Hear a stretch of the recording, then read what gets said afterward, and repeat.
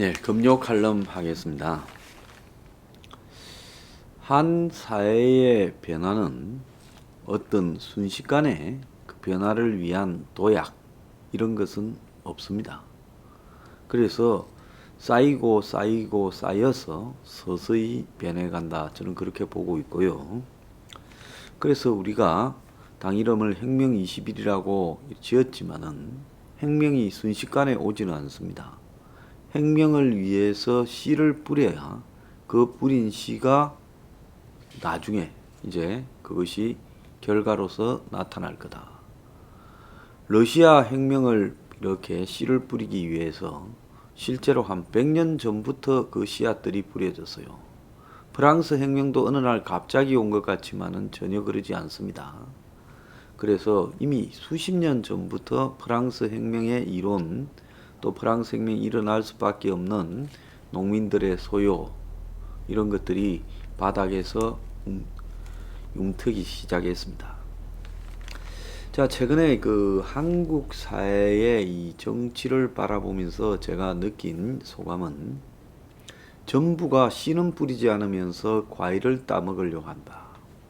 근데 이게 정치인이 이렇게 하는 것은 원래 그자들의 속성이 그러하기 때문에 이해를 한다 하지만은 정치인이 아닌 일반 국민들조차도 이제 이런 저열한 속성에 물들어간다라는 측면에서는 저는 매우 우려스러운 현상이 사회에 나타나고 있다고 생각합니다. 지금 우리 사회에 보수고 진보고 솔직히 말하면 말하기도 창피할 정도로 보수가 어디 있으며 진보가 어디 있습니까? 솔직히 보수 같은 보수는 저는 없다고 봅니다.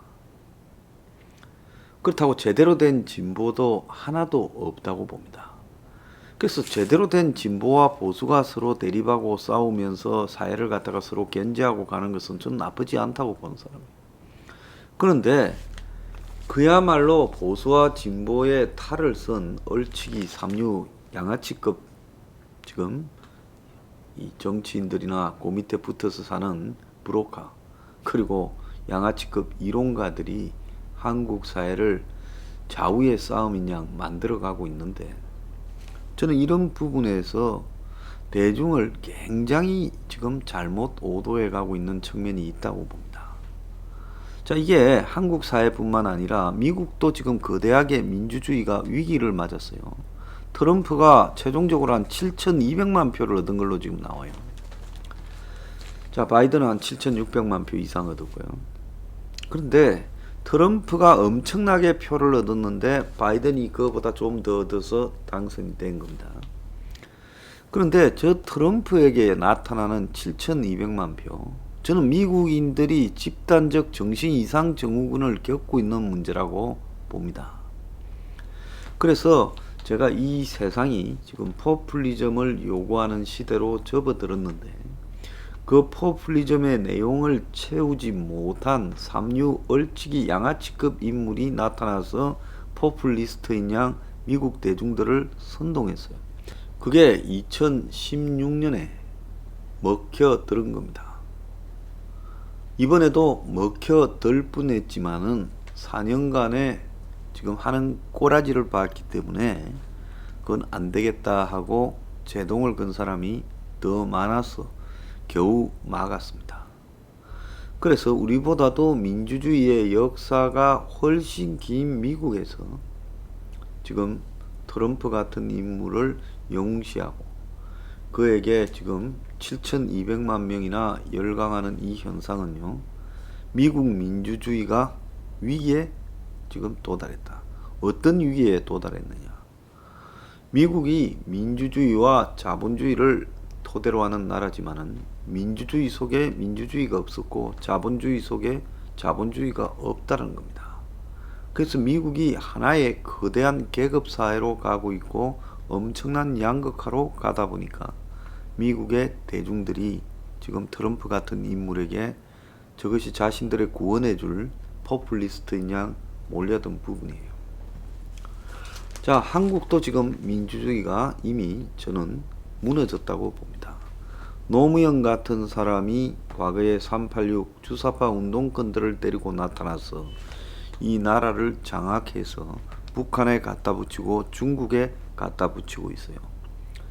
그러면 이 나라가 가던 방향이 있었을 거 아닙니까?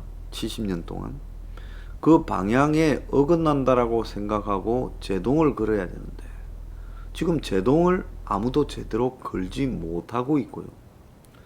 또 국민의 상당수가 적어도 제가 봤을 때는 한 3, 40%는 문재인에게 기울어져 있다는 겁니다. 자, 그 3, 40%의 국민의 머릿속에 들어가서 저 사람들이 왜 저런 선택을 하는가를 저도 잘 모르겠고 나머지 사람도 잘 모를 겁니다. 그런데 그 사람들의 이 생각은 정치가 이것 아니면 저건데 이것들, 그러니까 보수 수꼴들보다는 문가리가 낫다라고 생각해서 저렇게 택했다라고 대부분 말할 겁니다. 자, 그렇다면 지금 문가리 현상의 책임은 제가 봤을 때 문이 잘나서가 아니라 이 보수가 너무나 무능해서, 무능한 정도가 아니라 그야말로 보수가 아니죠. 기득권 수꼴들이 보수인 양 위장에 지배해오다 보니까 이제 그 진실이 드러나자 보수라는 가치에 대한 혐오가 전반적으로 너무 퍼져버렸습니다. 그래서 자신이 확실하게 이 사회에서 보수라고 자부할 수 있는 소수를 빼놓고는 나머지는 보수에 대한 광범위한 혐오가 번져가고 있다는 겁니다. 그런데 미국 사회는 미국 사회의 특수성의 문제 때문에 7,200만 명이 트럼프를 찍었다라는 부분에 미국 서민 대중의 지금 미국 사회를 뒤집어 버리고 싶은 심정, 이런 것들이 반영됐다라는 측면에서 일면 이해는 갑니다. 그런데 한국 사회에서 지금 이 국민들이 지금 판판이 문재인에게 선거를 이기게 지금 해주는 이 입장에서는 문이 정말로 한국 사회를 파헤집어서 개혁이나, 아니 그게 좌파든 친북이든 뭐 완전히 프롤레탈리아 혁명이든 제대로 된 배나나 개혁의 방향으로 가고 있는 건가? 어느 쪽이든 오른쪽이든 아주 왼쪽이든 공산주의든 그렇지도 않습니다. 이거는 그야말로 정책적으로는 무능하기가 짝이 없어요. 사람으로 봤을 때는 그 일하는 사람으로는요. 어디서 데려놔도 저렇게 무능한 놈들을 골라서 데려왔나 싶을 정도로 형편없는 능력을 보이고 있습니다. 다만 정치적으로 하나만 유능합니다. 아주 사악한데 정치적으로만 유능한 능력을 보이고 있어요. 어떤 사람도 칼럼에 글을 썼더만요. 자, 무능하고 사악한데 정치적으로 테크닉만 발달되어서 선거에 이기는 부분만 탁월하다는 겁니다. 자, 민주주의가 이런 방식으로 망가질 수 있다라는 부분은 그 민주주의를 처음에 이렇게 누가 입안한 사람이 있다면 이거를 대비 못했네 라고 할 수 있는 부분일 겁니다.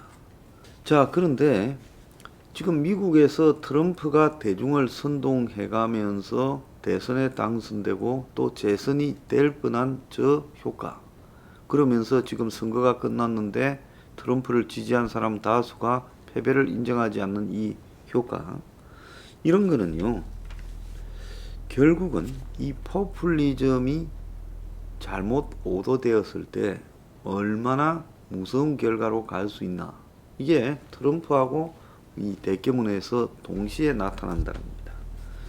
그래서 이 문이 트럼프보다 포퓰리즘에서 더 뛰어난 솜씨를 보이고 있다라는 것이 현재 성적으로 보면 나타나고 있어요. 그래서 이 중요한 것은 포퓰리즘이든 펜가르기든 선동이든 문제는 그 시대에 맞는 방향으로 가려고 노력하고 있는가라는 부분이 핵심인데 절대로 나은 방향으로 가지지가 않겠지요. 그래서 나타나고 있는 한국 사회의 모습 한번 보십시오. 어떤 사람은 저한테 이야기합니다. 경제가 망한다 했는데 언제 망하냐? 아니, 난 그놈 미친놈이라고 봅니다. 지금 한국의 경제가 안 망했습니까? 지금 이 상태가 망하지 않고 정상이라고 생각하면 그건 미친놈 아닙니까? 자, 경제 망했고요. 자, 그자가 볼 때 완전히 망했다면 길거리로 사람들이 나 앉아야 완전히 망했다라고 생각할 모양인데, 이미 그쯤 되고 나면 망한 게 아니라 문 닫았다라고 표현해야 되죠. 자, 그래서 경제가 망해버렸습니다. 경제가 망했는데 헝가리가 경제를 망하게 만들고도 지금 40% 중후반의 지지율로 버티고 있어요. 자, 부동산이 지금 폭등을 해서 사람들이 길바닥으로 나 앉을 지경입니다. 제가 지금 머리 털라고 현재와 같은 부동산 폭등 사태는 처음 보고 있습니다. 이런데도 대중들이 지금 이 문제에 대한 심각성을 지금 평가하지 않습니다. 그렇지 않습니까?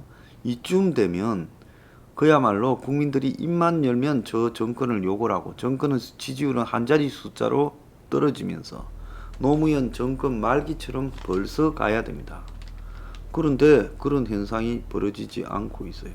자, 이 문제의 근원은 도대체 어디에 있을까? 경제가 이 정도로 망가지고 집값이 폭등하고, 그리고 지금 온갖 비리들이, 금정은 지금 힘이 있으니까 회피하고 있지만은 지금 우리가 딱 보면 알잖아요. 굉장히 부패한 정권이다라는 것도 분명히 알 수 있죠. 그럼에도 불구하고 이런 부패에 대해서도 분노하지 않습니다. 자, 그래서 국민들이 딱 분노할 때는, 확연하게 그 분노가 드러날 때는 손혜원이 사태 정도가 일어나거나 조국 사태 정도가 일어났을 때만 분노합니다. 그리고 윤미향이 때는 분노하려다가 진압이 되었어요. 이런 것들을 보면 국민들은 이 정권에 대한 부분을 자신들의 삶과 비추어 봐서 그냥 저건 좀 심했다 생각을 할 때 그때나 분노하지, 그게 아니라 전반적으로 나타나고 있는 부패와 정책 실패와 그리고 이 경제난과 이런 부분에 대해서는 이제 보편적으로 받아들여서 그것을 정치적으로 분노하는 쪽으로도 표출을 안 하는 일이 지금 벌어지고 있습니다. 이 보수 바닥에서 정치를 바라보는 시각에 있어서 근본적인 시각 교정이 필요하다. 자, 보수 대중이라는 사람들이 거의 대다수가 누구를 따라다닙니다. 다음에는 누가 될 거냐? 윤석열이가 될 거냐? 요즘 그쪽으로 한 60%가 기울어 있어요. 황교안이 때는 황교안한테 기웁니다. 홍준표 때는 홍준표한테 기울었습니다. 절대로 어떤 신념의 가치를 특정 정치인 한 명, 그것도 아무런 신념 없이 기존의 무리 속에 뒤섞여서 자신의 좀 권력만 추구만을 위해서 살아온 사람이 보수 대중들을 구원하지 못한다. 그럼 좌파도 마찬가지입니다. 그래서 정말로 이 대중을 구원하는 부분은 어떻게 나타나는 것이냐? 대중들이 자신들을 위한 가치를 다듬어서 그것을 갖다가 차곡차곡 올바른 가치로 쌓아가는 노력이 필요하다는 겁니다. 근데 대한민국의 정당에 어디에 대중적 가치를 쌓아가고 대중이 중심이 되어서 만들어진 정당이 있습니까? 정치 브로커들이 정당이라는 걸 만들어서 대중들한테 우리는 전라도 경상도를 대변하고 좌파 우파를 대변하고 이런다면서 진보인 양 보수인 양 분을 발라서 사기를 치고 있지 않습니까? 그러지 않아요? 그런데 정치 그 브로커들을 보고 이쪽은 우리 쪽 저쪽은 남쪽 이래서 떼거지로 몰려가서 고정적으로 그냥 표를 찍어주는 1000만 명 이런 이상이 되는 이 고정표들이 마련되고, 그래서 간판을 바꾸어 달고 온갖 그냥 자기들끼리 생쇼를 하면서 그냥 대중들을 끌어가고 있는데, 이제 이 정치 브로커 집단 상층부가 과거에는 직업적 정치 브로커라면 이제는 그것보다도 더 사악한 주사파 출신 완전히 친북적인 정치 브로커들이 장악했는데도 이 당 자체가 집권까지 되고 또 그대로 다 딸려가고 있고, 하나는 완전히 수구 꼴통들 기득권들의 그냥 끈아풀 정당이 됐는데도 따라가고 있어요. 그래서 여기에서 또 나타나는 태행적인 모습은 다음은 누구냐? 아니 다음에 누구를 찍은들 그놈은 또 다른 이명박 박근혜가 되고 또 다른 김대중 노무현 문재인이 되지 않겠습니까? 그래서 다음은 누구냐가 이게 웃기는 이야기예요. 누가 될 만하노? 될 만한데 표 찍어줍니까? 이게 무슨 도박에 베팅해서 돈 따는 겁니까? 그게 아니죠. 지금 오늘 뭐 윤이 야당을 상겼다고 야단이에요. 김종인이 주호영이가 투덜투덜하고 무는 야당이 아니다. 정부 편 아니냐고 이렇게 이야기도 하고 있습니다. 근데 여기서 중요한 거는요. 윤석열이냐 아니냐가 중요한 게 아니라 윤을 갖다가 맹목적으로 따른 사람은요. 과거에 황교안을 맹목적으로 따르면서 저를 비판한 사람, 홍준표를 맹목적으로 따르면서 저를 비판한 사람과 똑같은 사람들이 지금 또 윤한테 서고 있는 거예요. 어떻게 홍준표도 따르고 황교안도 따르고 윤도 따릅니까? 자, 이 부분과 관련해서 정말로 중요한 거는요. 반복된 실패가 계속 와요. 표 찍어주고 실망하고 표 찍어주고 실망하고 어떻게 해든 지는 사태. 아무리 밀어주려고 도 지잖아요. 또 보수는요. 자, 이런 부분에는 반복된 잘못을 하지 말고 지금부터라도 당장 눈앞의 결과가 어찌되든 넘어서서 그야말로 씨를 뿌리겠다라는 자세가 중요한 겁니다.